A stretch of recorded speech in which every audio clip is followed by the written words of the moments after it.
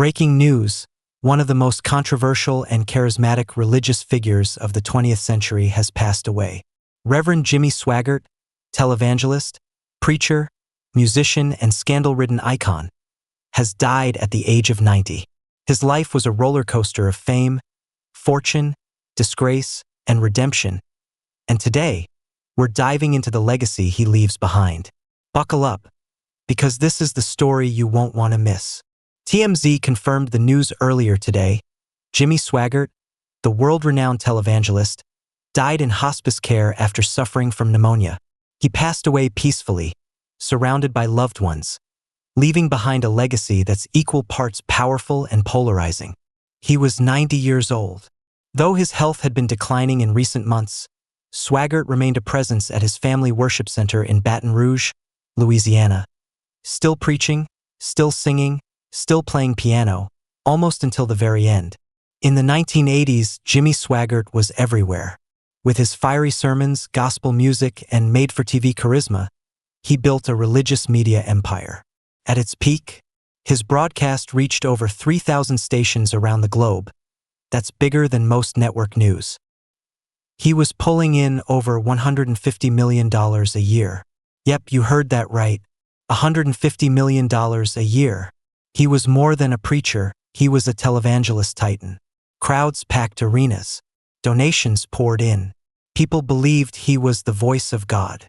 But just as fast as he rose, he fell. In 1988, Jimmy Swaggart's empire came crashing down when he was caught in a sex scandal involving a prostitute. A revelation that stunned his followers and made headlines around the world. And then again in 1991, another scandal. What followed was the now infamous "I have sinned" moment. A tearful, gut-wrenching confession broadcast to millions. If you were alive back then, you remember exactly where you were when that aired. "I have sinned against you, my Lord." He was defrocked by the assemblies of God, ostracized by the very church he helped grow. And yet, Jimmy Swaggart didn't quit. Swaggart kept preaching from his family worship center in Baton Rouge. He went independent, built his own ministry back up, and to this day, his weekly broadcasts still draw a global audience.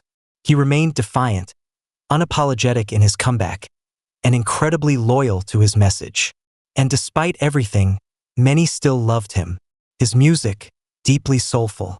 His preaching, powerful. His presence, unforgettable.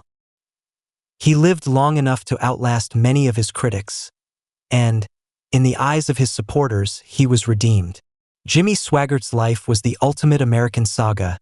Faith, fame, scandal, and survival. Love him or loathe him, there's no denying his influence. He changed the way religion was delivered, consumed, and monetized. Today, we say goodbye to a man who made headlines, changed lives, and taught us that even the most powerful can fall and still get back up.